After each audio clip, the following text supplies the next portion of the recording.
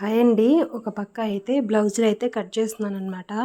ఈరోజు పూజ నేను చేయలేదు. మా స్వామి అయితే చేస్తున్నారు. ఈరోజు పెందలాడే వచ్చారనమాట.